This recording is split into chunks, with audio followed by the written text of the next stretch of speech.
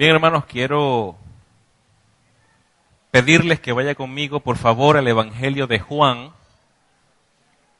en el capítulo 16, versículos 32 y 33. Juan, capítulo 16, versículos 32 y 33. Dice así la palabra del Señor. He aquí la hora viene y ha venido ya, en que seréis esparcidos cada uno por su lado, y me dejaréis solos. Mas no estoy solo, porque el Padre está conmigo. Estas cosas os he hablado para que en mí tengáis paz. En el mundo tendréis aflicción, pero confiad, yo he vencido al mundo. Juan capítulo 16, versículo 32 y 33, el Señor Jesucristo deja bien claro a sus discípulos que el solo hecho de haber creído en Él y de seguirle no significaba que sus vidas estarían exoneradas de aflicciones, que ellos no enfrentarían problemas, dificultades. Más bien Jesús les está dando seguridad de que enfrentarían aflicciones, enfrentarían problemas, momentos difíciles, pero que en medio de las dificultades y de las aflicciones ellos podrían experimentar la paz que solamente puede venir de Cristo. El mensaje que yo tengo para hoy no se fundamenta en este versículo, pero quiero comenzar la introducción de este mensaje en este versículo porque son las palabras del Señor Jesús para cada uno de nosotros.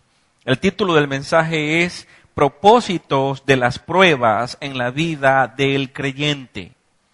Y quiero hablar del propósito de las pruebas porque todas las personas enfrentamos en algún momento circunstancias que nos hacen sufrir. Todas las personas enfrentamos en algún momento problemas. Cualquier persona que pretenda no enfrentar circunstancias difíciles en su vida está pretendiendo algo insensato, porque estamos viviendo en una sociedad caída, una sociedad que está apartada de Dios. Y la consecuencia lógica de vivir en una sociedad en esa condición espiritual es que se van a generar conflictos, se van a generar situaciones que van a irritarnos, que van a traer depresión, que van a traer muchas tristezas. En Job, capítulo 5, versículo 7, Elifaz, uno de los amigos de Job, dijo estas palabras que son verdad. Él dijo en Job 5:7, como las chispas se levantan para volar por el aire, así el hombre nace para la aflicción. ¿Me oye? Como cuando usted ve entonces un lugar prendido en llamas y usted ve que ciertas partículas de lo que se está quemando se desprenden y el viento sopla y se levanta. De esa manera el hombre nace también para sufrir. Recordemos, hermanos, que a causa del pecado el hombre sufre. El hombre está separado de Dios y la sociedad en la que vivimos está formada por un conjunto de personas que están separadas de Dios, aunque dentro de esa sociedad se encuentran los hijos de Dios, que es la iglesia del Señor. El pecado de otras personas también nos hace sufrir a nosotros. Un cristiano entonces sufre por varias razones. Número uno, sufre porque vive en una sociedad caída, en una sociedad que está corrompida por el pecado, sufre por su propio pecado, porque cuando pecamos ese pecado traerá consecuencias inmediatas. Ciertamente todo creyente en Cristo fue hecho libre de las consecuencias eternas del pecado. No vamos a ir a condenación eterna porque en Cristo fuimos perdonados, pero el cristiano peca, aunque está perdonado, algunas veces hace cosas que no le agradan a Dios. Ahora escuche, ese pecado que los cristianos cometen pueden traer consecuencias inmediatas que van a traer sufrimiento a sus vidas. Entonces no solo sufrimos porque pertenecemos a una sociedad caída, sino que sufrimos por nuestro propio pecado, pero también sufrimos por el pecado de otras personas. Fíjate, no es el pecado que tú cometes, sino el que comete alguien más. Cuando alguien roba, está cometiendo el pecado de robar. Y cuando eres tú el que sufre el robo, entonces estás sufriendo las consecuencias inmediatas del pecado de otra persona. ¿Me oye? En un matrimonio, una esposa puede sufrir por el pecado de un esposo infiel, una madre puede sufrir por el pecado de hijos desobedientes. De esa manera entonces no podemos librarnos del sufrimiento mientras nos encontremos en esta vida. El sufrimiento es algo que vamos a enfrentar de seguro. Mientras estemos en este cuerpo, vamos a enfrentar circunstancias difíciles. Así que no soñemos con no sufrir, no soñemos con no padecer. Entonces debemos preguntarnos, ¿por qué Dios permite el sufrimiento? Bueno, Dios usa los tiempos difíciles, Dios usa el sufrimiento para probarnos. Dios tiene un propósito en cada una de las pruebas. También en el libro de Job, capítulo 14, versículo 1, Job dice, al responderle a otro amigo, el hombre nacido de mujer, corto de días y hastiado de sinsabores. Toda persona nacida en este mundo va a vivir un breve periodo de tiempo. ¿Por qué breve? Porque comparado con la eternidad, no importa cuántos años puedas tú cumplir de vida, siempre va a ser breve. No fue el propósito de Dios que muriéramos. El pecado es el que nos hace morir. Ahora dice Job también que el hombre es hastiado de sinsabores, es porque una y otra vez durante toda nuestra vida nos toca enfrentar situaciones que son muy difíciles. El rey David fue el único rey de la nación de Israel de quien se dijo que tenía un corazón conforme al corazón de Dios. Y en el Salmo capítulo 22, versículo 11, él dijo, no te alejes de mí porque la angustia está cerca.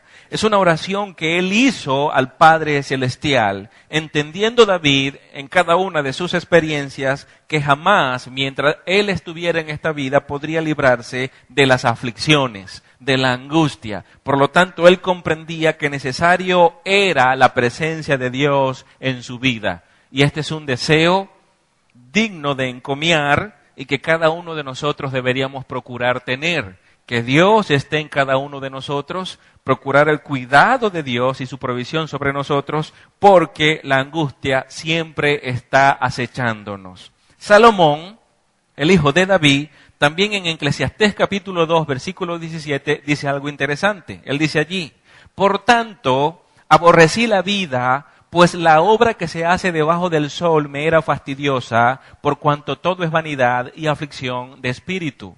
Recordemos que Eclesiastés es una evaluación de la vida sin Dios. Entonces la conclusión es que la vida sin Dios es una vanidad, o una traducción mejor es absurda. La vida sin Dios es completamente absurda. El hombre nace para sufrir, nace para afanarse, nace para estar sumergido todo el tiempo en un conjunto de problemas. Eso es completamente absurdo, dice Salomón. Eclesiastés capítulo 2, versículo 23, él vuelve a decir, porque todos sus días, los del hombre, no son sino dolores y sus trabajos molestias, pues ni aun de noche su corazón reposa. Eso también es absurdo o vanidad. El afán, la ansiedad causada por un conjunto de problemas que nos agobian todo el tiempo. Salomón observa la vida, ve al hombre sumergido en todos sus afanes, en todos sus problemas y en todas sus preocupaciones.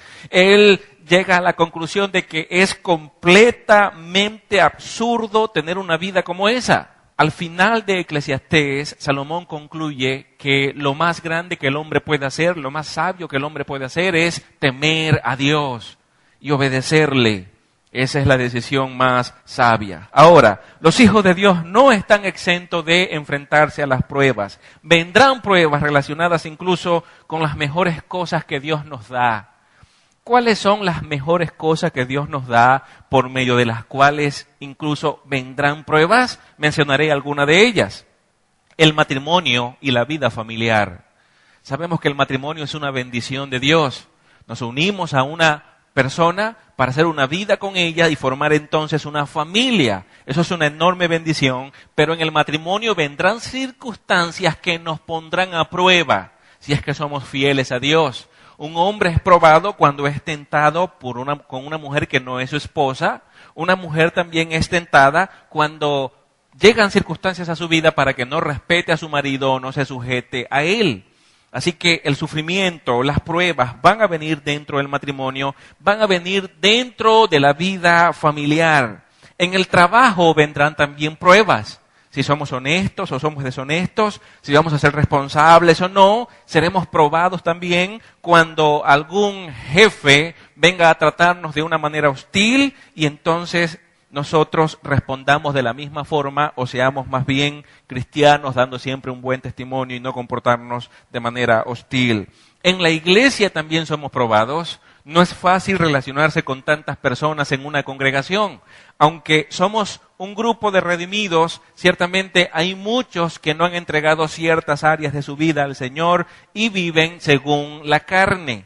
Son personas que hacen difícil la comunión de la iglesia y los otros tenemos que perdonarles y amarles aún con el comportamiento que puedan tener. Somos tentados también en lo económico y esta es una tentación que todos conocemos muy bien en este tiempo en Venezuela porque el dinero no alcanza.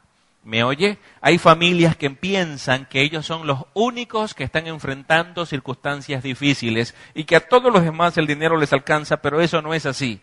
La crisis tocó a la puerta de todos los hogares venezolanos. ¿Me oye? Y cuando los alimentos no se encuentran, no solamente son algunos quienes no lo encuentran, es la mayoría de las familias de la clase baja, incluso de la clase media. La clase alta, empresarios, todos ellos están sufriendo la sacudida económica que nuestro país está viviendo, pero ¿cómo debe responder la iglesia a esta situación? ¿Será que vamos a llenarnos de amargura? ¿Será que vamos a llenarnos de preocupaciones? Debemos hacernos una pregunta. ¿Confiamos realmente en Dios o esto de confiar en Dios es simplemente una teoría? Porque si confiamos en Dios realmente, en medio de la crisis, la iglesia debería tener paz. ¿Me está oyendo? Porque el cristiano entiende que depende de Dios y no depende de las circunstancias.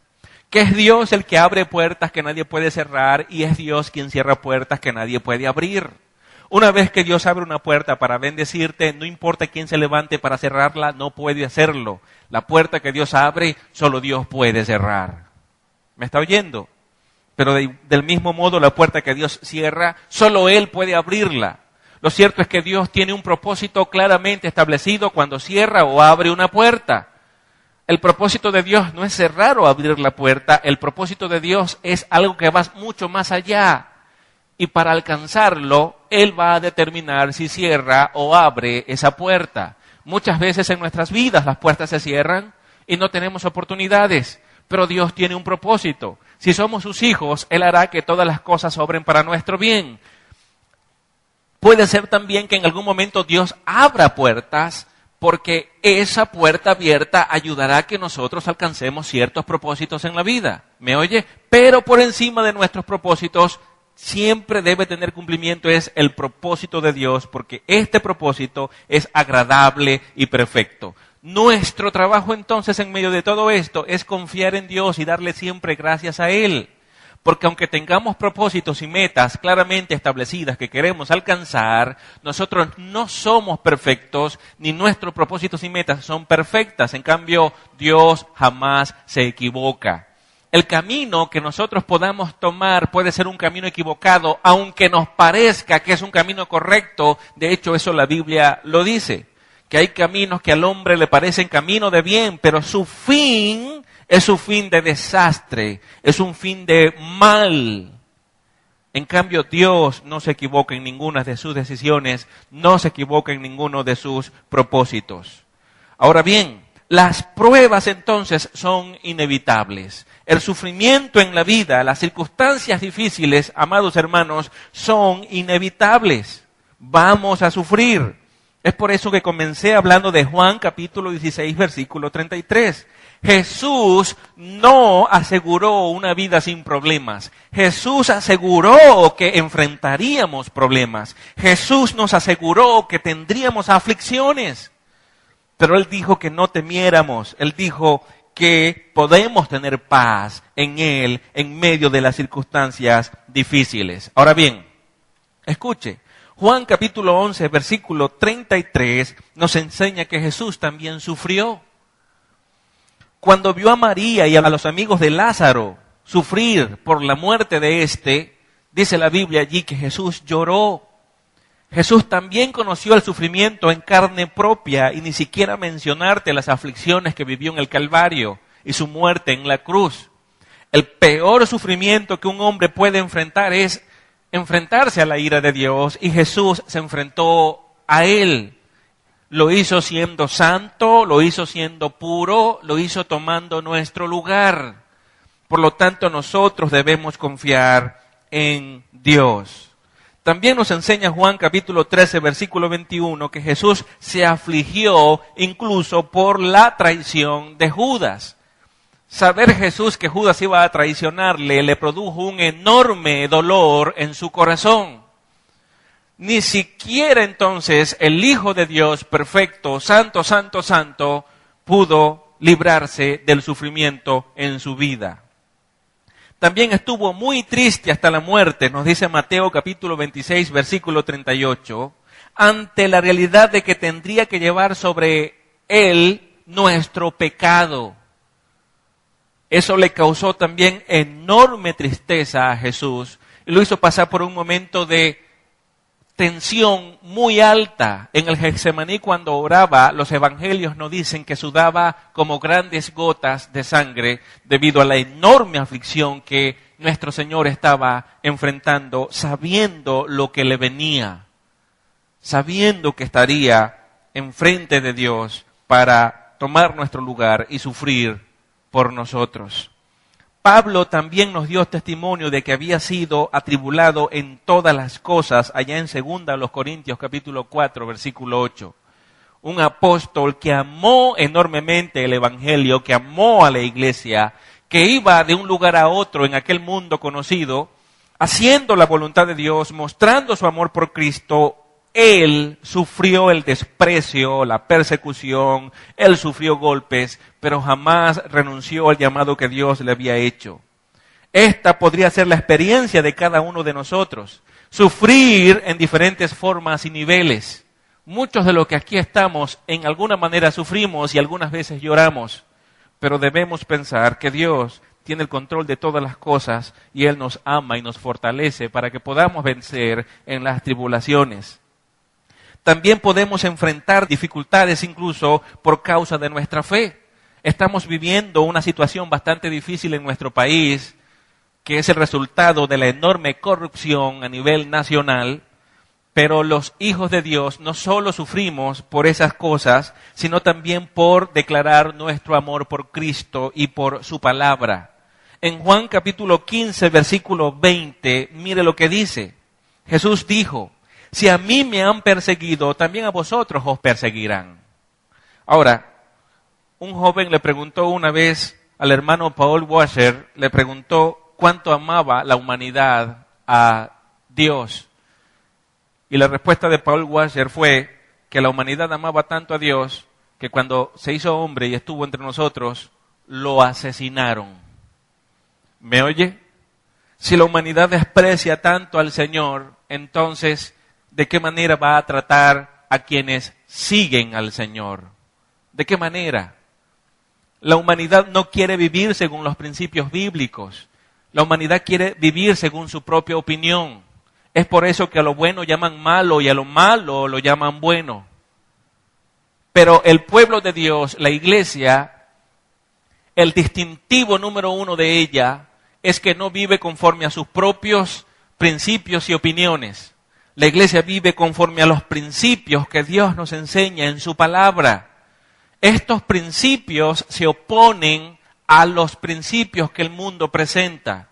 Sabiendo esto, el apóstol Pablo en Romanos capítulo 12 dijo que nosotros no podíamos conformarnos al mundo, no debíamos conformarnos al mundo, sino que debíamos presentar nuestros cuerpos en sacrificio vivo, santo, agradable a Dios. Un hijo de Dios no vive conforme a los principios del mundo, vive conforme a los principios de la palabra de Dios, y ya esto puede causarnos enormes problemas. La humanidad va desbocada en un río bastante fuerte que se mueve en dirección contraria a la voluntad de Dios. Por esto, Pablo le recordó a su hijo amado Timoteo En la segunda epístola a Timoteo, capítulo 3, en el versículo 12, Pablo le dijo a él: todos los que quieren vivir piadosamente en Cristo Jesús padecerán persecución. A lo largo de la historia, muchos cristianos han muerto por predicar el evangelio.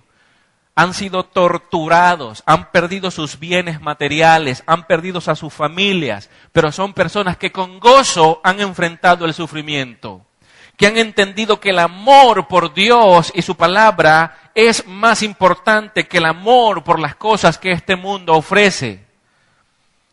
Pablo le decía a Timoteo: es completamente normal que un cristiano enfrente sufrimiento en este mundo, porque un cristiano no le pertenece a este mundo, ni camina en la misma dirección del mundo. Así que el mundo perseguirá a todo aquel que ponga su fe en el Señor Jesucristo. Es importante que nosotros evaluemos nuestra fe a la luz de lo que Pablo está diciendo, porque si tu vida agrada al mundo, entonces hay un problema grave en ti. Porque si tu vida es para la gloria de Dios, el resultado lógico de eso es que no vas a agradarle al mundo de ninguna manera, porque al mundo no le agrada la gloria de Dios. Así que el sufrimiento puede venir a nuestras vidas por muchas razones. Solo pensemos esto: ser cristiano no nos exonera de enfrentar circunstancias difíciles. De modo que nadie está exento de enfrentarse a las pruebas. Dios va a usar los momentos difíciles de la vida para probarnos, y la intención de Dios al probarnos es hacernos mejores, más fuertes. Es llevarnos a un mayor nivel de madurez. Pero Satanás, por su parte, usará los tiempos difíciles de la vida para tentarnos. La tentación es distinta a la prueba que Dios hace. Dios te prueba para fortalecerte, para hacerte mejor, para bendecirte. Satanás usa las mismas circunstancias, pero para tentarte. La tentación tiene como propósito maldecir tu vida. La tentación tiene como propósito hacerte pecar, alejarte de Dios, afectar tu testimonio, dañar a la iglesia y restarle autoridad a la predicación del evangelio. Así que cuando seamos probados, acordémonos siempre que la intención de Dios es que nosotros salgamos aprobados, que seamos fieles en medio de las circunstancias difíciles. Hay varias razones entonces por las cuales Dios prueba al creyente. Número uno, Dios prueba al creyente para fortalecer su fe. Dios desea fortalecer tu fe. Ahora, entendamos algo. La fe cristiana, cuando es auténtica, en medio de las circunstancias difíciles no se quiebra, se hace más fuerte, encuentra mayor firmeza, se desarrolla, crece. Ahora bien, en medio de las pruebas nosotros tenemos, o Dios nos ha dado más bien, una lista de cosas, un inventario espiritual para que nosotros podamos evaluar la fe que decimos tener en nuestro Señor Jesucristo. Escuche bien, una persona que se vuelve resentida, que se vuelve amargada por los tiempos difíciles que está enfrentando y se aleja de Dios, está mostrando con esto una fe muy débil o una fe que es falsa. No es una fe real en el Señor Jesús. Porque cuando realmente creemos en Él, eso debe producir en nuestro corazón paz. Debe producir en nuestro corazón tranquilidad, porque realmente estamos confiando en Él. Y en lugar de renegar, de frustrarnos o de llenarnos de amargura hacia Dios y su palabra o su iglesia, más bien debemos llenarnos de agradecimiento y acción de gracias. Así que cuando en medio de las pruebas, en medio del sufrimiento, de las circunstancias difíciles, nuestro corazón se llena de amargura o de resentimiento, allí la fe que tenemos entonces no está aprobada, es una fe débil. Una persona, por otra parte, que se vuelve más y más al Señor en la medida que se intensifica la prueba o el sufrimiento o la circunstancia difícil, está mostrando madurez y está mostrando que tiene una fe fuerte. Así que los tiempos difíciles van a mostrar la realidad de tu fe, van a mostrar la realidad de tu corazón. ¿Hay en tu corazón realmente adoración a Dios? ¿Hay en tu corazón realmente un fuerte agradecimiento a Dios por lo que Él es y está haciendo en tu vida? Los tiempos difíciles sacarán eso de tu corazón. Pero si en tu corazón lo que es una fe aparente o débil, entonces tu corazón se va a llenar de amargura y de resentimiento, y es así como muchas personas en los tiempos difíciles se alejan de la iglesia, porque se han alejado de Dios y quizás nunca se han acercado a Él con un corazón sincero. A estas personas es que se refirió el Señor Jesucristo en la parábola del sembrador. Recuerde que Jesús habló del sembrador, Él salió a sembrar y cayó semilla en el camino. La semilla que cayó en el camino, las aves del cielo la vieron fácilmente porque es un terreno muy duro donde la semilla no pudo penetrar y robaron la semilla. Representa a las personas que no tienen el más mínimo interés por la palabra de Dios. Pero luego menciona la semilla que cayó entre piedras. La semilla que cayó entre piedras no pudo profundizar su raíz. Sí nació, pero cuando el sol abrasador se asomó, la semilla murió y se secó porque el terreno estaba seco. Ese tipo de terreno representa a las personas que emocionalmente empiezan a congregarse, emocionalmente leen la Biblia y quieren aprender todo de golpe, pero cuando las circunstancias difíciles llegan a su vida, ellos se apartan. La verdad de todo esto es que nunca creyeron realmente en el Señor. Una persona que cree realmente en Cristo siempre le dará más valor a las cosas espirituales que a las cosas materiales. ¿Me oye? En estos días publiqué en el Facebook un mensaje que decía que siempre que Dios quiere bendecir a una nación, primero acerca a esa nación a su palabra. Y lo dije porque es la evidencia que tenemos en la Biblia. Cada vez que Dios quería bendecir a la nación de Israel, los acercó a su palabra. Antes de Dios destruir a Nínive, primero pensó enviarles al profeta Jonás para que le predicara el evangelio, y si ellos, o la palabra revelada para ese momento, y si ellos se arrepentían, entonces Dios no juzgaría a esa nación, sino que les bendeciría, y se arrepintieron, y Dios no juzgó a la nación y les bendijo. Así que cuando Dios quiere bendecir a una nación, Dios primero acerca a esa nación a su palabra. Del mismo modo, cuando Dios quiere bendecir a una familia, primero acerca a la familia a esa palabra. O si Dios desea bendecir a una persona, Él trae a esa persona a su palabra bendita. ¿Me oye?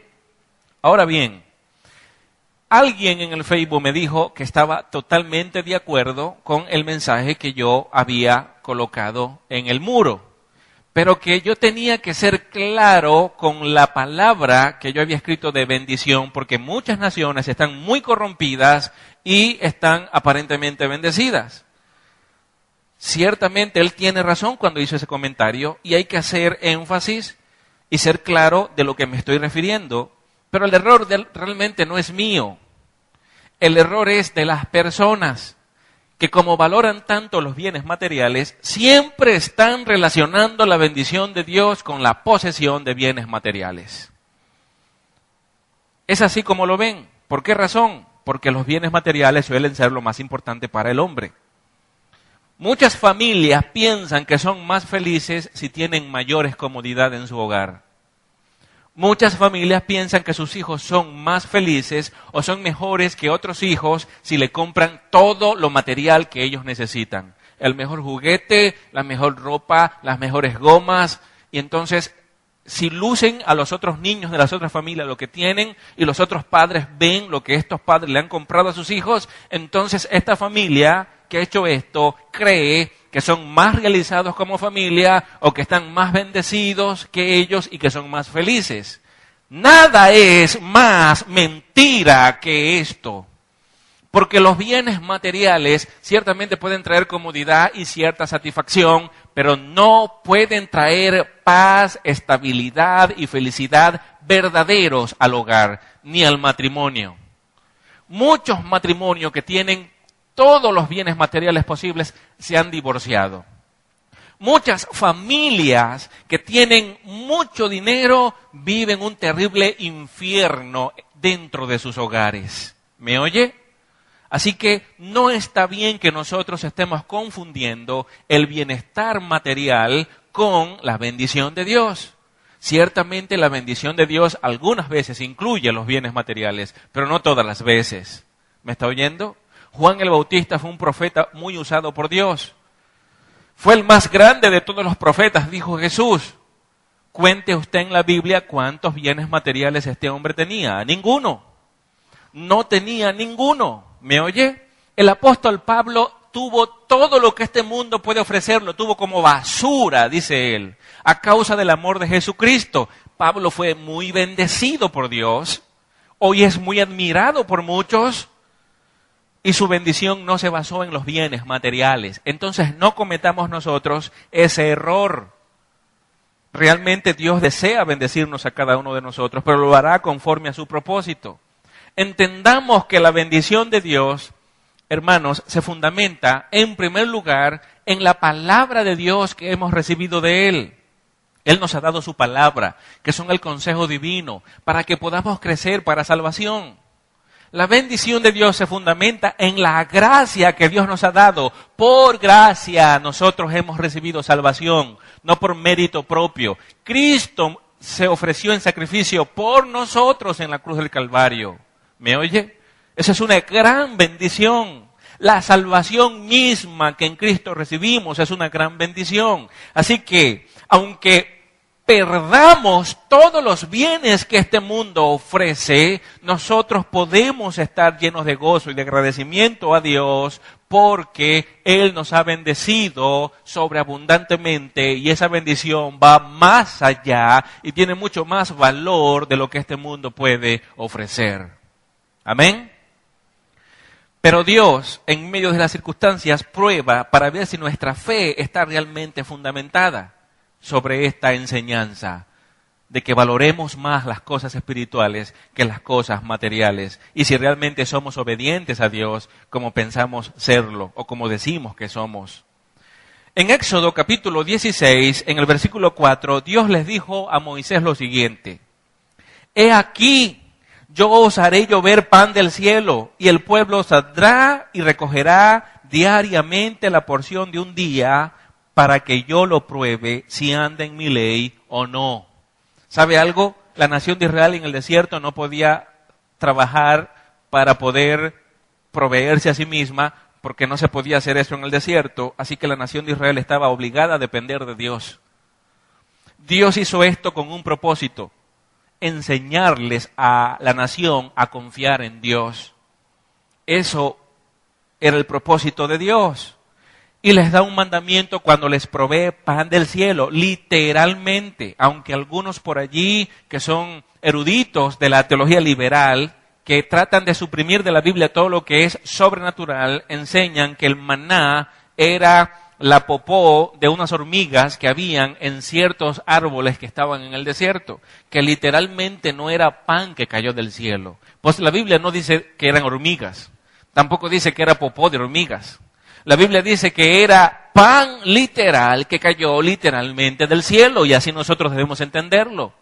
De esa manera sobrenatural, la nación de Israel iba a ver la provisión de Dios en medio de una circunstancia en la cual ellos, con sus propias fuerzas o capacidades, no podían salir de ella.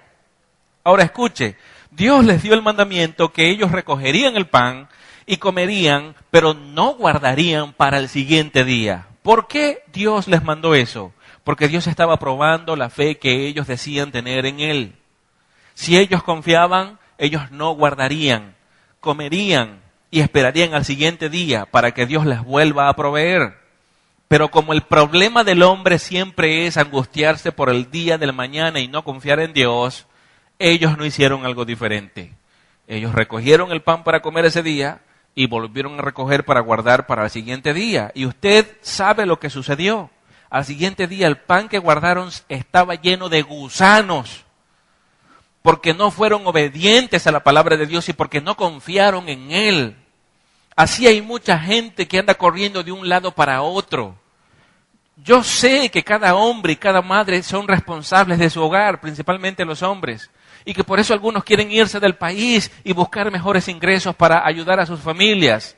Pero ¿hasta qué punto es sabio irse del país y abandonar a la esposa y abandonar a los hijos?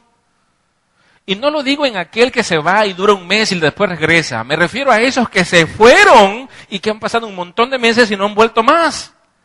¿Y qué pasó con sus esposas? ¿Y qué pasó con sus hijos? No está papá por ninguna parte y una esposa que tiene que pasar noches frías completamente sola en esa cama porque el hombre se fue a otro lugar porque era más fácil depender de sus capacidades que depender de Dios. ¿Me está oyendo? Entonces cometemos errores terribles. La nación de Israel para ese día no aprobó esa prueba que Dios les puso. ¿Estamos nosotros aprobando la prueba que Dios nos ha colocado? Porque esta situación crítica que estamos enfrentando en el país claramente es una prueba para cada uno de nosotros. Dios está probando nuestra confianza en Él. Hoy se está diciendo que muchos templos evangélicos se están quedando vacíos los domingos. ¿Por qué? Porque hombres y mujeres han decidido trabajar los domingos para poder llevar más dinero a casa. Me pregunto, esos hombres y mujeres que dejaron de congregarse, que han dejado de servir a Dios para salir corriendo a buscar más dinero, ¿están mostrando que tienen confianza en Dios? Responda usted sí o no.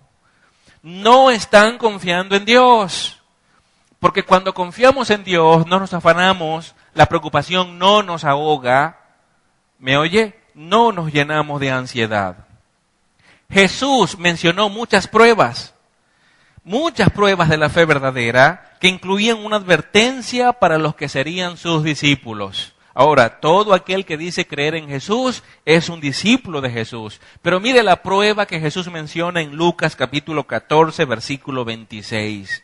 Jesús dice, si alguno viene a mí y no aborrece a su padre y madre y mujer e hijos y hermanos y hermanas y aún también su propia vida, no puede ser mi discípulo. El término aborrecer aquí debe ser traducido mejor como amar menos. Lo que Jesús está diciendo es que si vamos a ir a Él, tenemos que amarlo a Él más que a nuestra madre, más que a nuestro padre, más que a nuestra esposa, más que a nuestros hijos y más que a nuestros hermanos. Porque si no amamos a Dios más que a nuestra madre o padre, esposa, hijo o hermanos, no podemos ser discípulos de Dios, del Señor. No podemos ser sus discípulos. Así que la exigencia, la prueba para el discípulo es que amemos más a Dios. ¿Sabe algo? Hay padres que aman más a sus hijos cuando les permiten el pecado y no los corrigen por eso. Hay padres que aman más a sus hijos, mejor, hay padres que aman más a sus esposas cuando se encuentran con un consejo de su esposa que no está en armonía con la palabra, pero prefieren hacer el consejo de su esposa porque es acatar el consejo de su esposa, la esposa será más feliz. Quiero decirte algo, cuando corriges el pecado de tus hijos, estás amando más a Dios. Cuando no escuchas el consejo de tu esposa, hombre, sino que renuncias al consejo de tu esposa porque no está en armonía con la palabra de Dios, tú estás amando más a Dios. Y tu esposa, cuando te rehusas a seguir el consejo de tu esposo, lo que él pretende que tú hagas, porque te has dado cuenta que ese consejo no está en armonía con la palabra de Dios, estás amando más a Dios. Pero cuando amas más a Dios, amas realmente a tu esposa y a tu esposo, y amas realmente a tus padres, y amas realmente a tus hijos, y amas realmente a tus hermanos. Amar más a Dios siempre es mejor, porque solo aquel que ama más a Dios puede amar verdaderamente a su familia. Así que te hago esa pregunta, ¿amas realmente a Dios? El padre que ama realmente a Dios jamás va a alcahuetear a sus hijos de ninguna manera. Ni a su esposa, ni a sus padres. No va a negociar lo que sabe que debe obedecer. Habacuc también, en medio de la crisis nacional, y al escuchar de Dios que todo iba a empeorar en aquella nación, él en lugar de angustiarse más, porque ya estaba hundido en la perplejidad, él cambia la angustia por adoración. ¿Usted se acuerda de Habacuc? Él vio una enorme crisis en su nación. Las personas no eran justas, ni guardaban la ley de Dios. Así que a donde quiera que Habacuc miraba había injusticia, había idolatría, había pecado. Y Habacuc, quizás como muchos otros en esa época, comenzaron a clamar a Dios, Señor, ¿por qué permites esto? ¿Y por qué me haces ver esto otro si tú eres justo y eres santo? Y entonces Dios le responde a Habacuc y le dice, ¿sabes algo? Esto que tú estás viendo va a empeorar, porque voy a levantar a una nación para que invada a toda la nación de Judá. Y entonces la crisis va a ser peor. Y Habacuc se alarmó aún más cuando Dios le dijo esto. Pero entonces luego Dios le explicó cuál era el propósito al que él estaba apuntando, y era un propósito muy bueno para la nación.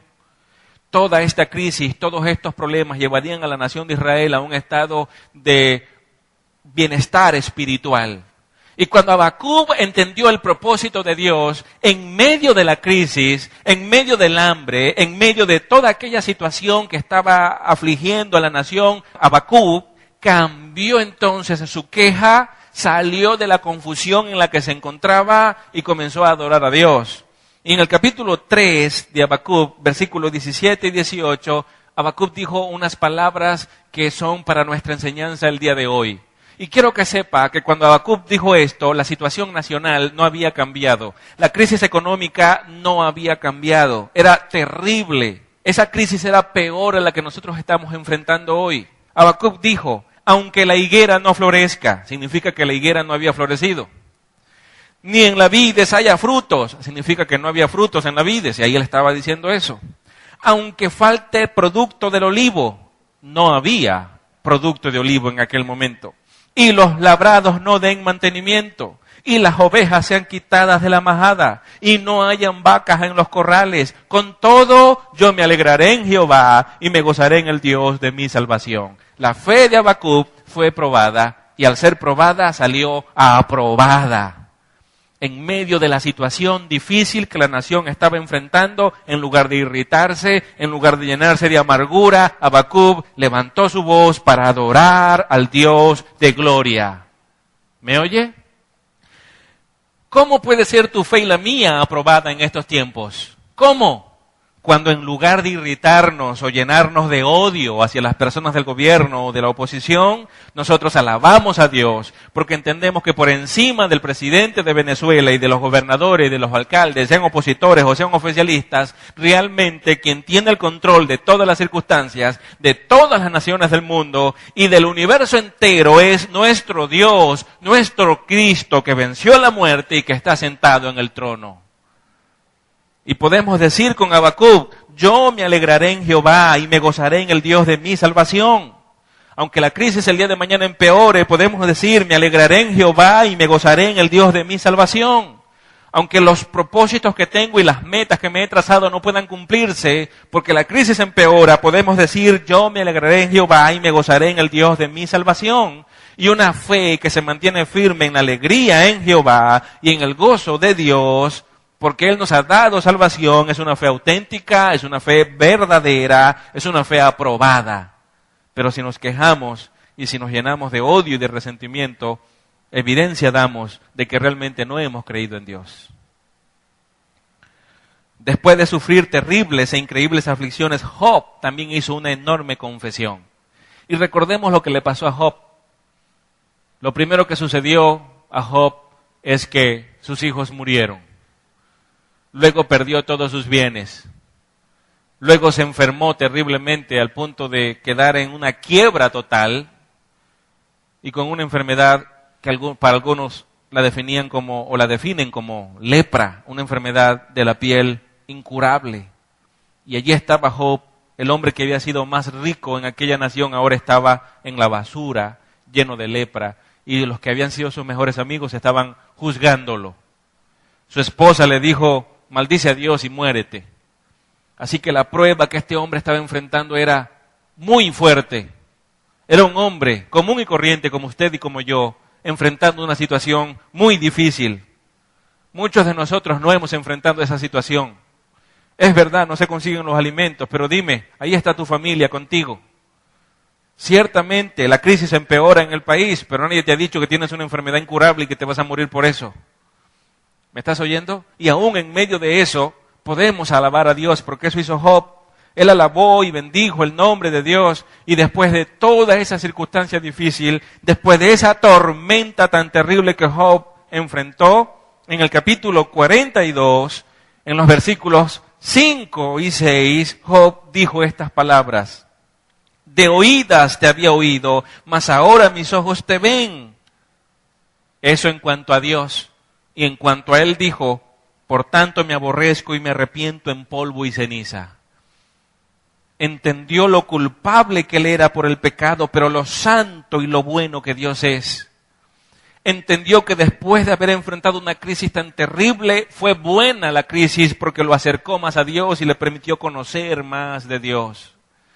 Hermanos, las experiencias difíciles de la vida nos acercan más a Dios, nos hacen orar aún más, nos hacen leer más la Biblia cuando realmente hemos creído en el Señor y nos lleva a un mayor estado de madurez y por eso debemos dar gracias, aún por el sufrimiento. Así que en primer lugar, lo que Dios busca a través de las pruebas, hermanos, es fortalecer nuestra fe y que podamos darnos cuenta si realmente hemos creído en el Señor. En segundo lugar, las pruebas Dios las usa para hacernos más humildes. Yo he escuchado a muchas personas decir que son autosuficientes. ¿Sabe lo que es ser autosuficientes?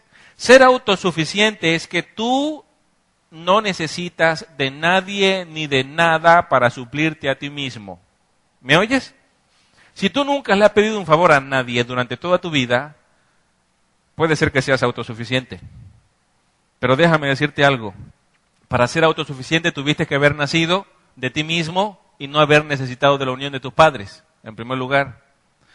Tuviste que haber nacido y haberte atendido tú mismo. No debiste haber necesitado que nadie te cambiara los pañales o te diera el biberón. Sin embargo, sabemos que eso no fue así. La autosuficiencia es lo más ridículo que un hombre puede creer. Lo más tonto. Nadie es autosuficiente. Los tiempos difíciles nos enseñan a nosotros lo frágiles que somos. Los tiempos difíciles nos enseñan que no tenemos capacidad para solucionar todas las cosas de la vida.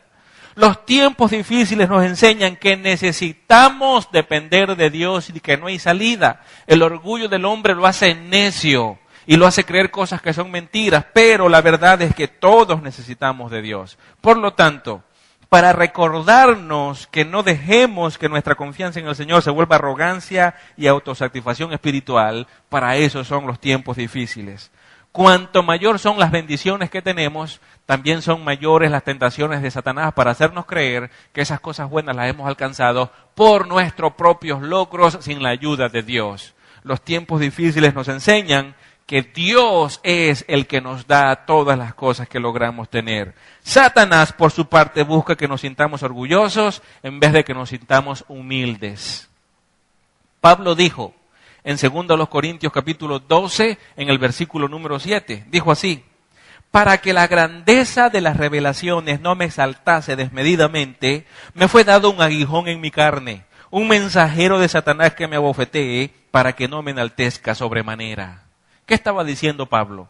Que había un demonio que controlaba a un montón de falsos maestros que se levantaban dentro de las iglesias y fuera de ella y le hacían la vida cuadritos a Pablo. Pero Pablo reconoció que esto era para que él no se llenara de orgullo. Dios permitía estas circunstancias en la vida de Pablo para que Pablo entendiera que él necesitaba de la ayuda de Dios. Él necesitaba de la fortaleza de Dios y de la guía del Espíritu Santo de Dios. Así que, amados hermanos, así como a Pablo, en nuestras vidas van a pasar un montón de circunstancias que nos van a enseñar que necesitamos salir corriendo donde Dios está todo el tiempo. Van a pasar circunstancias en nuestra vida que nos van a enseñar que necesitamos del Espíritu Santo de Dios para ser dirigidos y que nuestras propias decisiones no nos van a llevar siempre por el camino correcto. Y cuando entendemos entonces que somos realmente frágiles, cuando entendemos que no podemos controlar todas las cosas en nuestra vida, sino que necesitamos de Dios y de su dirección, entonces aprendemos humildad.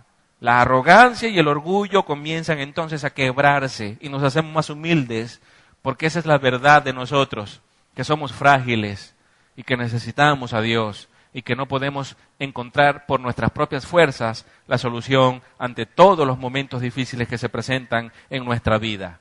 Así que ese es el propósito de Dios. Número 1, fortalecer tu fe si es verdadera. Y número 2, hacerte más humilde, mostrándote la realidad de quién tú eres. Número 3, el propósito de las pruebas es para librarnos de nuestra dependencia de las cosas terrenales. ¿Qué enorme dependencia tenemos de eso? Mucha gente se siente muy segura cuando la alacena está full. Cuando abren la nevera y allá hay pan de jamón en diciembre y hay muchas hallacas para calentar un momentico solamente y comer. Cuando entonces hay no sé cuántos kilos de carne y no sé cuántos de pollo. y hay no sé cuántos paquetes de harina y de arroz por allá guardados y entonces todo está full y nos sentimos tan seguros.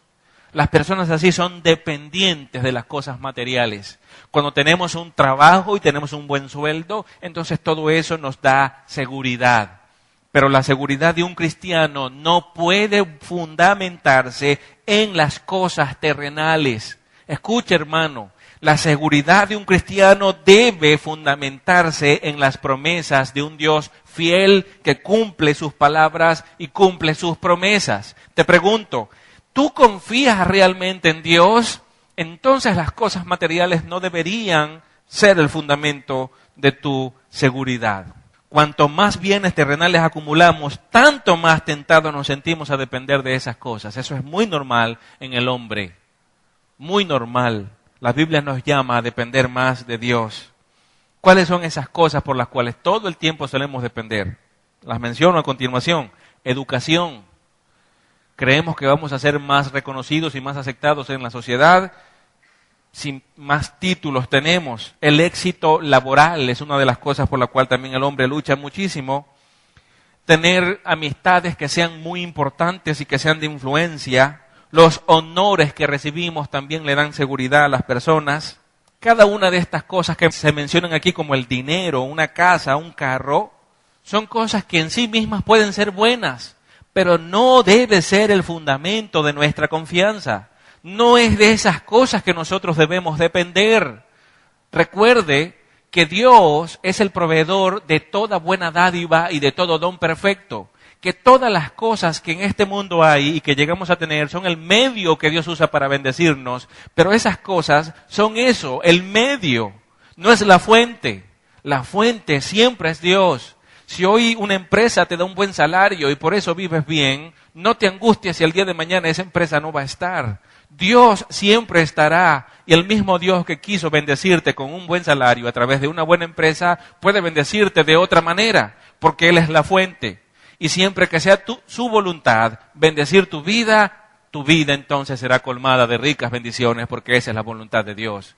Pero el día que Dios decide entonces retirar de tu vida todos esos bienes materiales y cosas terrenas, porque quiere enseñarte cosas mucho más grandes y mucho más valiosas, porque son espirituales, entonces debemos estar preparados para enfrentar esos momentos de sufrimiento y de angustia y dar gracias a Dios y depender aún más de Él y dejar que su Espíritu Santo siga haciendo su obra en nosotros y nos siga perfeccionando. Si nosotros solamente damos gracias a Dios cuando hay abundancia, entonces nosotros no amamos a Dios, nosotros lo que somos es unos interesados, como mucha gente en el mundo, que corren y persiguen y gritan y buscan las bendiciones de Dios, pero aborrecen, odian y huyen del Dios de las bendiciones. Y allí se fundamenta el Evangelio de la prosperidad. El Evangelio de la prosperidad te ofrece dinero. El Evangelio de la prosperidad te ofrece eso, prosperidad económica y bienestar material. Pero suprime a Dios y suprime la santidad. Las personas persiguen el Evangelio de la prosperidad porque ofrece bienes materiales y cosas terrenales.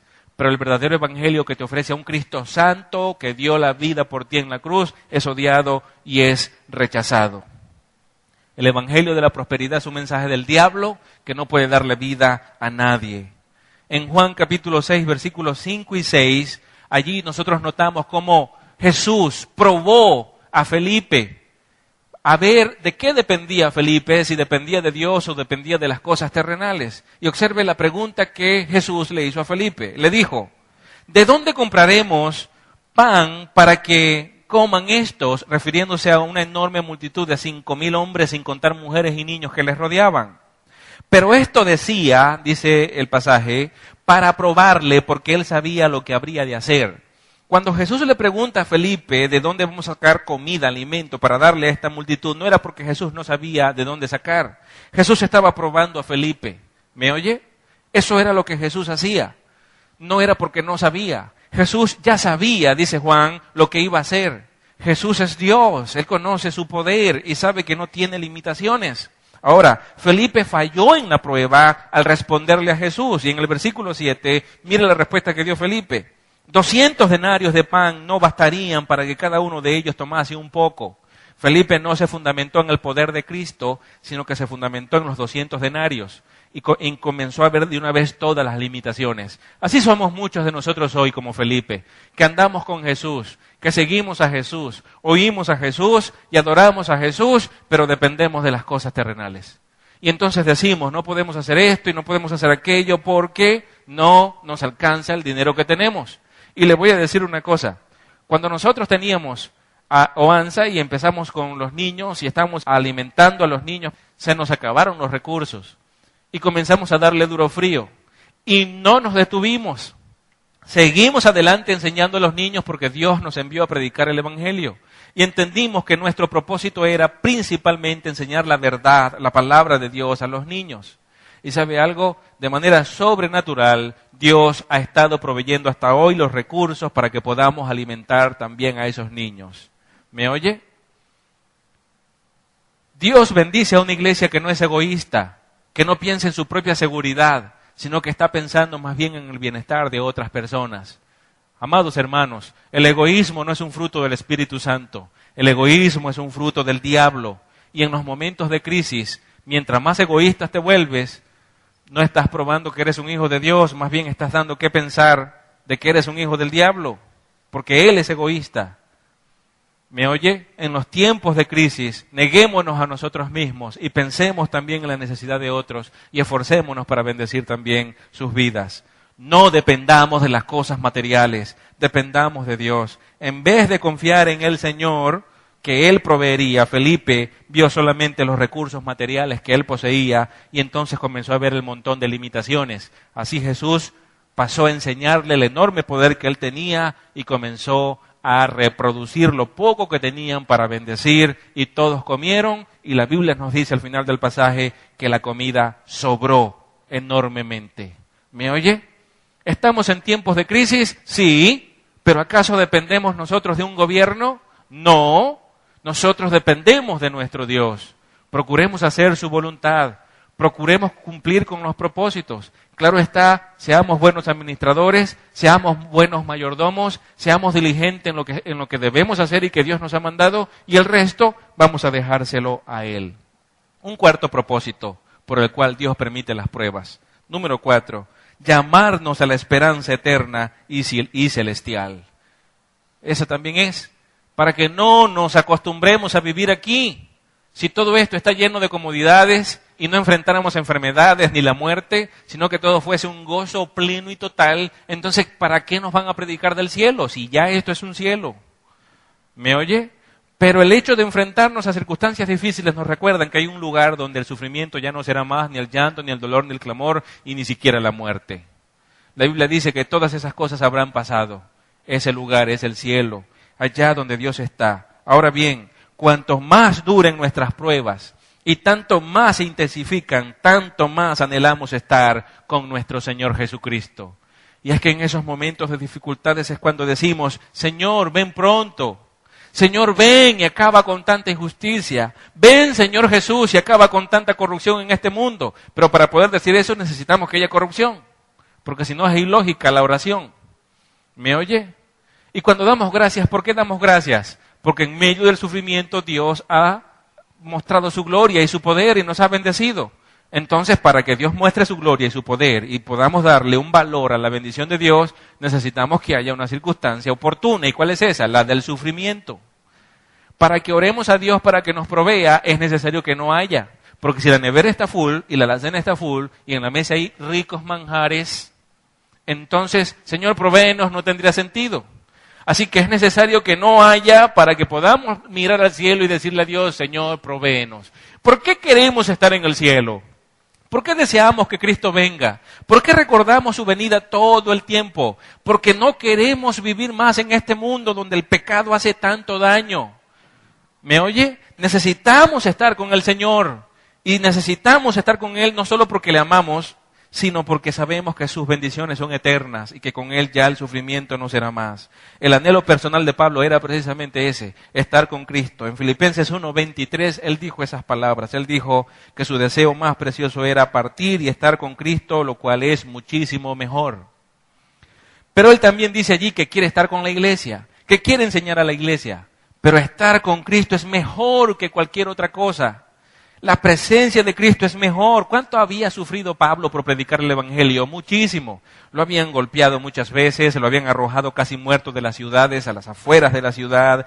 Había estado preso innumerables veces y él en medio de todas esas burlas y rechazos y golpes y cárceles, él sabía que estar con Cristo era mejor que estar en esta tierra. En su carta a la iglesia de Roma, él dio un gran testimonio. Yo le invito a abrir su Biblia en Romanos, capítulo 8, versículo 18 al 25. Romanos 8, versículo 18 al 25, es el mensaje de Pablo. ¿Qué era lo que Pablo pensaba en medio de la crisis? Mire cómo pensaba Pablo en medio de la crisis. Él decía estas palabras: pues tengo por cierto, versículo 18, pues tengo por cierto que las aflicciones del tiempo presente no son comparables con la gloria venidera que en nosotros ha de manifestarse. Párelo allí un momento, por favor, y míreme otra vez. Pablo no estaba pensando en la crisis cuando enfrentaba la crisis. Pablo estaba pensando en la gloria que se manifestaría en nosotros más adelante y que es superior a la crisis. Y ahora siga leyendo conmigo. Porque el anhelo ardiente de la creación es el aguardar la manifestación de los hijos de Dios. Porque la creación fue sujeta a vanidad, no por su propia voluntad, sino por causa del que la sujetó en esperanza. Porque también la creación misma será libertada de la esclavitud de corrupción a la libertad gloriosa de los hijos de Dios. Porque sabemos que toda la creación gime a una y aún está con dolores de parto hasta ahora, y no solo ella, sino que también nosotros mismos, que tenemos las primicias del Espíritu, nosotros también gemimos dentro de nosotros mismos esperando la adopción, la redención de nuestro cuerpo. Porque en esperanza fuimos salvos, pero la esperanza que se ve no es esperanza porque lo que alguno ve, ¿a qué esperarlo? Pero si esperamos lo que no vemos, con paciencia lo aguardamos. Pablo, en medio de una sociedad corrompida por el pecado, en medio del sufrimiento, el rechazo y todo el flagelo que él tuvo que sufrir a causa de la predicación del Evangelio, lo alentaban, no lo desanimaban. ¿Me oye? Te pregunto, ¿los problemas de la vida te alientan o te desaniman? A Pablo lo alentaban a pensar más en el cielo, lo alentaban a pensar más en las promesas de Dios, lo alentaban a pensar mucho más en la gloria que había de manifestarse. La oscuridad solo le recordaba una cosa a Pablo, le recordaba esto: que un día la luz brillaría con gran fuerza y la oscuridad ya no estaría más. Pablo no se quedaba deprimido pensando solo en la oscuridad. Él pensaba en la luz que vendría. Él estaba seguro porque Dios había prometido esa luz. Esa luz vendrá un día. Ya vino una vez y vendrá nuevamente. Esa luz es Jesucristo. Así que quiero darte un consejo, esposo y esposa que me estás escuchando. Diga, esto es para mí. Y si usted ha cometido ese pecado, usted tiene que llegar hoy a su casa y pedirle perdón a su esposo y a su esposa. Así que agárrese bien, que ahí voy. ¿Cuál es la fe que usted tiene en el Señor si en su casa usted, en lugar de pensar en la gloria de Dios que ha de manifestarse, se la pasa todo el tiempo quejándose y llenándose de amargura por la crisis que se está viviendo en el hogar? ¿Cuál es la ayuda que usted cree le está dando a su esposo o a sus hijos si usted todo el tiempo está criticando y quejándose por los esfuerzos que su esposo hace y usted le echa la culpa a su esposo porque el dinero no alcanza? ¿Por qué no entiende que la crisis es a nivel nacional y no a nivel de su hogar? ¿Por qué no razona y en lugar de estarse llenando de amargura, fortalece y alimenta su fe en la palabra de Dios y comienza, en lugar de quejarse y amargarse y estar diciendo palabras terribles en su casa que para nada aprovechan, comienza usted más bien a leer la palabra, a orar por su esposo, a orar por la provisión del hogar, a ser más agradecido o agradecida con Dios y a darle aliento a ese hombre que tanto necesita para que salga cada día a enfrentar la batalla? Para que usted también sea esa ayuda idónea que ayuda a su esposo a poner más su confianza en Dios, que es un hombre diligente y responsable, que no está acostado con los brazos cruzados, que está buscando la manera de solucionar los problemas de la casa, espero que usted esté allí no para señalarlo, no para criticarlo, sino para alentarlo y para decirle, mi amor, Dios es nuestro proveedor, sigue adelante, yo estoy contenta, estoy feliz porque Dios nos provee, Él nunca nos va a dejar, mi confianza es Él, así que tú eres mi esposo y yo te amo, lo que tú digas vamos a hacer porque yo confío en ti y porque si no me sujeto, mi amor, yo no estoy haciendo la obra de Dios, sino que estoy haciendo la obra del diablo. No soluciona usted nada en su hogar cuando critica el trabajo de su esposo y el sueldo de su esposo. Para nada lo alienta. No hay nada peor para un esposo que salir del trabajo y pensar irse quién sabe a dónde porque no quiere llegar a su casa a encontrarse con la amargada de su esposa, que no confía en Dios. ¿Me oye? Le digo una cosa, ¿está usted atribulada por la crisis? Le voy a echar un cuento, que a lo mejor usted no sabe, es un secreto. Por favor, no se lo diga a nadie. Su esposo también. ¿Me oyó? Y ambos necesitan confiar más en Dios. El hombre tiene que ser un fundamento espiritual para su esposa en estos tiempos. Y tiene que estar dándole palabra de Dios a ella. Y ella, como esposa obediente, debe escuchar la palabra de Dios de su esposo. Y esperar en el Señor y confiar en que Él seguirá proveyendo. Les voy a decir una cosa. Usted dirá, pastor, es que el sueldo de mi esposo no alcanza. Le voy a contar un secreto. El mío tampoco.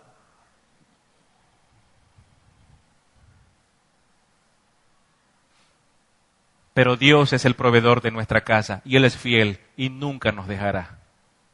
Así que en lugar de quejarse, amargarse, saque esa fe que usted dice que tiene en el corazón y comience a adorar y a dar gracias a Dios porque Él no les ha dejado ni les dejará nunca.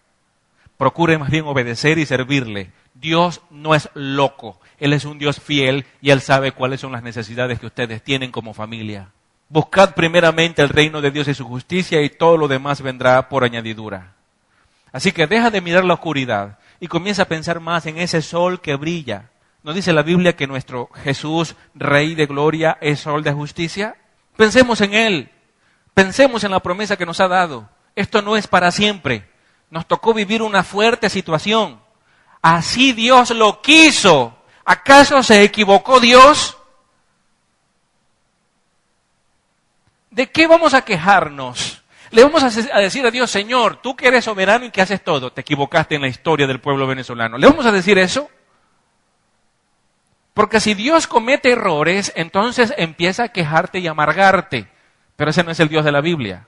El Dios de la Biblia es uno que nunca se equivoca.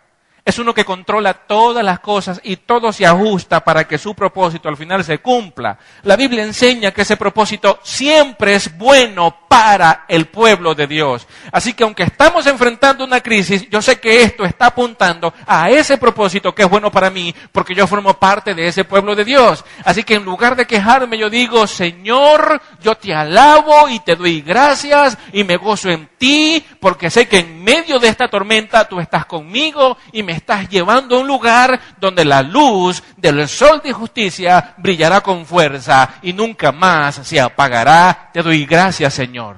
Dios está usando este tiempo de crisis económica en Venezuela para guiar a su pueblo a un lugar mejor. Entendamos eso, no para alejarnos de Él. El propósito de Dios no es que tú y yo suframos. El propósito de Dios es que tú y yo nos acerquemos más a Él y nos gocemos más con Él y confiemos más en Él y nos parezcamos más a Él. Ese es el propósito de Dios. Así que, amados esposos que están aquí escuchándome, no llegues a tu casa del trabajo a armarle un zaperoco a tu esposa porque no aguantas que el dinero no te alcance, ella tampoco tiene la culpa. Ora por tu hogar y juntos, como hermanos en Cristo que también son, luchen y sigan adelante confiando en el Señor. ¿Me oye? Pablo siempre daba alentadoras palabras a las iglesias cuando le tocaba padecer enormemente persecución. Vaya conmigo a la segunda carta a los Corintios, capítulo 4, y miremos el versículo 14, el 16 también y el 18. Segunda a los Corintios, capítulo 4, versículo 14 dice, sabiendo que Él resucitó al Señor Jesús, a nosotros también nos resucitará con Jesús y nos presentará juntamente con vosotros. Y mira el versículo 16 y el 18. Por tanto, no desmayamos. Antes, aunque nuestro hombre exterior se va desgastando, el interior, no obstante, se renueva de día en día. Porque esta leve tribulación momentánea produce en nosotros una cada vez más excelente y eterno peso de gloria. No mirando nosotros las cosas que se ven, sino las que no se ven, pues las cosas que se ven son temporales, pero las que no se ven son eternas. Fíjese, ¿qué está diciendo Pablo aquí? Que la leve tribulación momentánea que el pueblo de Dios puede enfrentar, lo único que puede producir para ese pueblo es una más excelente y eterno peso de gloria. Si nosotros creemos esas palabras, ¿cómo es posible vamos a estar llenos de amargura y de preocupaciones y de ansiedades? Más bien debemos estar llenos de adoración y agradecimiento por nuestro Dios. Así que hermanos, Dios busca cumplir en nosotros ese propósito, que deseemos más la luz del cielo y por eso nos pasa por circunstancias difíciles. Número 5, el propósito de Dios al probarnos es revelar lo que realmente amamos. ¿Qué es lo que amamos nosotros de verdad? Nosotros decimos que amamos a Dios, ¿verdad que sí? Siempre decimos eso. Bueno, Dios, amamos a Dios, lo decimos de memoria, pero ¿eso es una realidad en nuestras vidas? ¿Realmente amamos más a Dios que a cualquier otra cosa? Fíjese, la disposición de Abraham a sacrificar a su hijo no solo reveló su fe, sino que reveló su amor por el Señor. ¿Qué harías tú si Dios te dijera, tu hijo, ese hijo tuyo, quiero que lo agarres, te vayas a un monte, lo coloques sobre un altar, saques un cuchillo, el de la cocina, el que más te gusta, y se lo entierres en el cuello y lo ofrezcas en sacrificio? Te pregunto, ¿lo harías? Usted dirá, yo no creo que Dios pida algo como eso. Una vez en la historia Dios pidió eso a un hombre llamado Abraham. Quiero que sacrifiques a tu único hijo, Isaac, en sacrificio. Literalmente así fue. Y Abraham procedió a hacerlo. ¿No amaba a Abraham a su hijo? Claro que lo amaba. Su fe estaba siendo probada, pero por supuesto que lo amaba. Era el único hijo que Abraham tenía. Y lo iba a sacrificar, el único, con la esposa que más amaba a Abraham. Y lo ofreció en sacrificio. ¿Cuánto amamos nosotros más a Dios? Abraham así demostró no solo su enorme fe, sino que amaba más a Dios que cualquier otra cosa en la vida. Fíjese lo que el Señor en una oportunidad le dijo a su pueblo Israel en Deuteronomio capítulo 10, versículo 12. Dice la palabra de este modo: Ahora, pues, Israel, ¿qué pide Jehová tu Dios de ti, sino que temas a Jehová tu Dios, que andes en todos sus caminos, y que lo ames y sirvas a Jehová tu Dios con todo tu corazón y con toda tu alma? En Mateo capítulo 22, versículo 38, dijo Jesús que ese era el mandamiento más grande. ¿Me oye? Pero Jesús agregó algo más. No solamente que ames a Dios con todo tu corazón y con toda tu alma. Jesús dijo con toda tu mente. ¿Cuántos de nosotros aquí amamos a Dios con todo el corazón, con toda nuestra alma y con toda nuestra mente? ¿Sabe lo que significa adorar a Dios con toda nuestra mente, por ejemplo?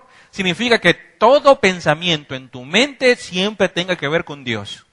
Sin embargo, tú en tu mente has pensado otras cosas, incluso en tu mente has tenido pensamientos que no son agradables delante de Dios, y eso es un indicativo de que no amas a Dios con toda tu mente. Pero ese es el más grande mandamiento.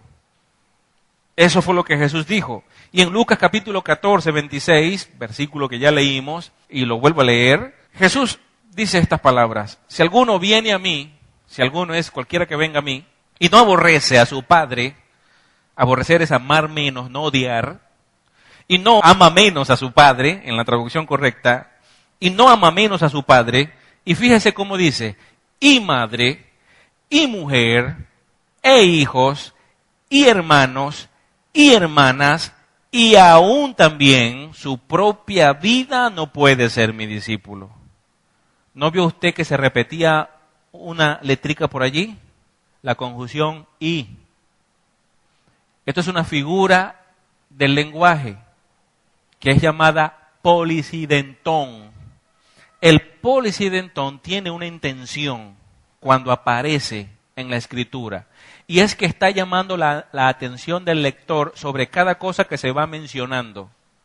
Entonces, lo que el autor del libro quiere resaltar es que si vamos a ir a Cristo, tenemos que amar menos que a Dios a cada una de las personas que están siendo mencionadas, que son las que siempre solemos amar más.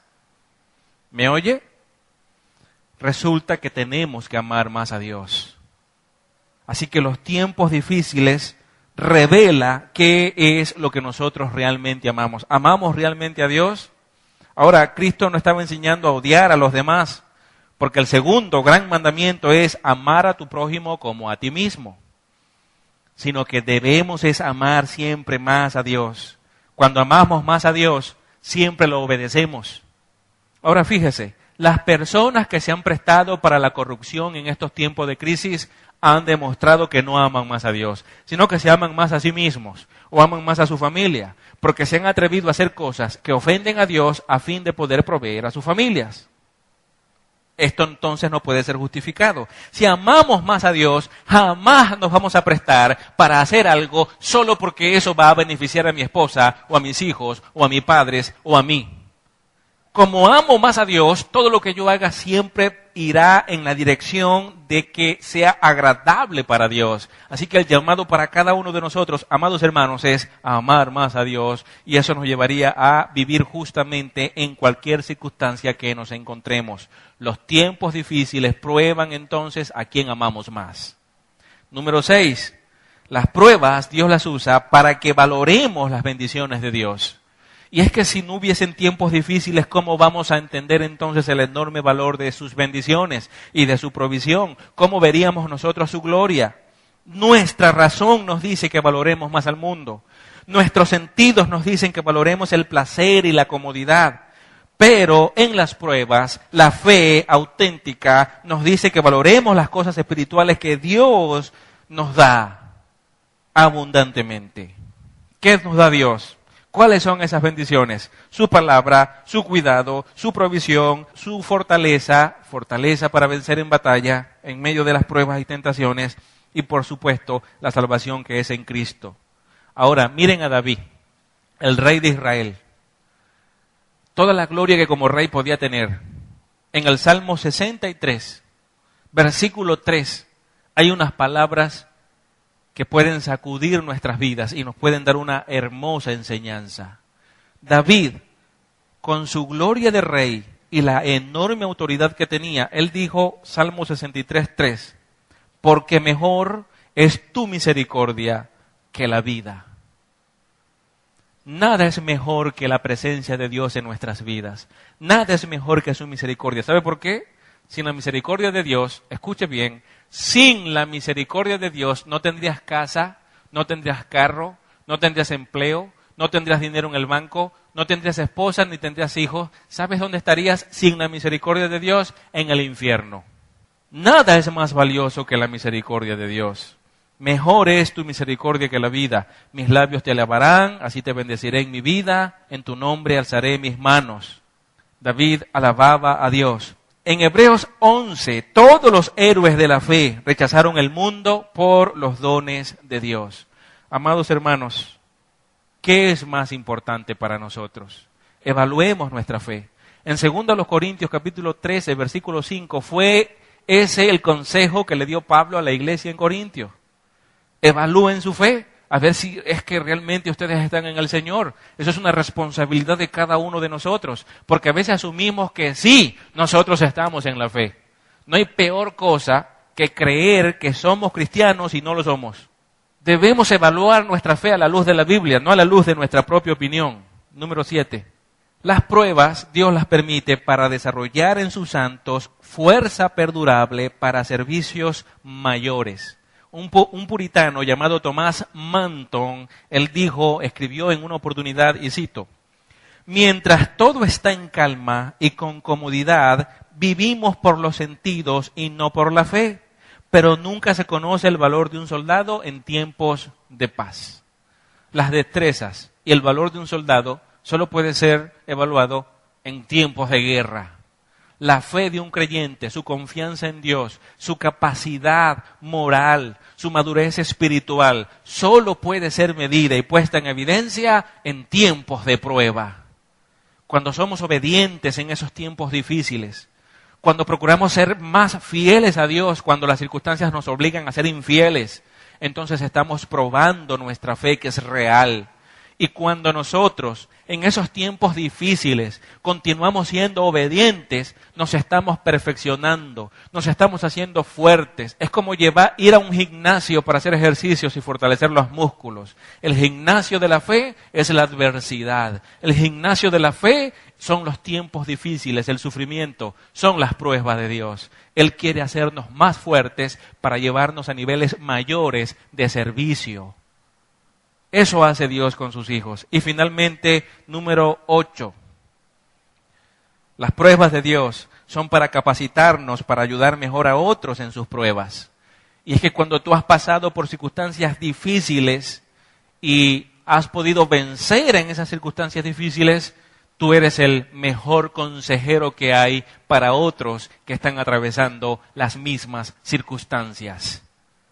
Ahora, Jesús le dijo unas palabras importantes a Pedro en Lucas capítulo 22, versículo 31 y 32. Jesús dijo: Simón, Simón, he aquí Satanás os ha pedido para zarandearte como a trigo, pero yo he rogado por ti que tu fe no falte, y tú una vez vuelto, confirma a tus hermanos.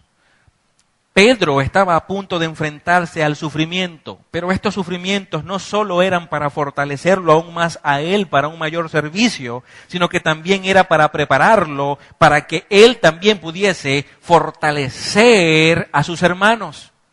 Al atravesar por momentos difíciles, Pedro sería más fuerte y sería un buen consejero para ayudar a sus hermanos también a seguir luchando y a seguir siendo fieles en medio de la adversidad. El llamado entonces, amados hermanos, es que en los tiempos difíciles la iglesia, si realmente ha creído en el Señor, seguirá firme en la palabra de Dios. Seguirá obedeciendo a Dios. Seguirá amando más a Dios por encima de todas las cosas. No va a negociar la verdad de Dios por nada del mundo. Se mantendrá firme, fiel, obediente, exaltando siempre a Dios, viviendo siempre para su gloria. En conclusión, las pruebas perfeccionan al creyente, llevándolo a niveles de mayor madurez espiritual para servicios mayores, con la intención de que la fe del creyente se haga firme, pero también con la intención de que nosotros nos evaluemos a nosotros mismos y nos demos cuenta si realmente hemos creído en el Señor. Los momentos difíciles nos hacen orar más, nos hacen leer más la Escritura cuando creemos más en el Señor. Los tiempos difíciles nos hacen agarrarnos aún más de los principios que Dios nos ha dado, nos hace confiar aún más en sus promesas, en su palabra, nos hace recordar aún más las cosas que Él nos ha enseñado. Los tiempos difíciles no llenan de amargura, ni de tristeza, ni de depresión y desesperación a los hijos de Dios. Son usados por Dios para fortalecer nuestra fe. Son usados por Dios para hacernos mejores servidores de Él. Amén.